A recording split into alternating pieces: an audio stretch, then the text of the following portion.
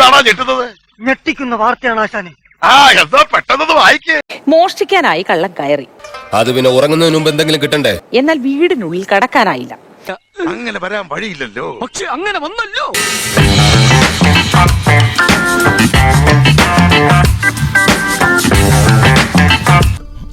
എവിടെ പോണു?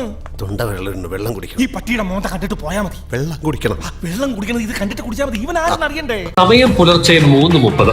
നാട്ടുകാരാകെ നല്ല ഉറക്കത്തിലായ തക്കം നോക്കിയാണ് കക്ഷി മതിൽ ചാടിക്കടന്നത്.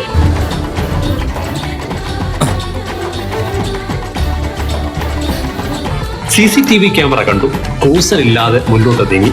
ജനാലകളിലും വാതിലുകളിലും എല്ലാം മുട്ടി. പക്ഷേ ഒന്നും തുറക്കാനായില്ല. ഒടുവിൽ അടുക്കള വാതിലിനോട് ചേർന്ന ഭാഗത്ത് നടുവൊന്ന് നിവർത്താൻ കിടന്നു. വരാന്തേക്ക് വരാന്ത ഒന്ന് ചുരുണ്ടുകൂടി ഉറങ്ങണം.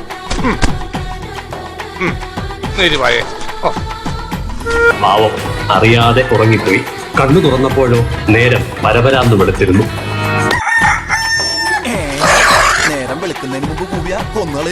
ഉറക്കമുണർന്ന കക്ഷി മുഖംമൂടി നീക്കി നേരെ പൈപ്പിന്റെ ചുവട്ടിലേക്കാണ് വരുന്നത്. കൈകാലുകളും മുഖവും വായയും കഴുകുന്നു.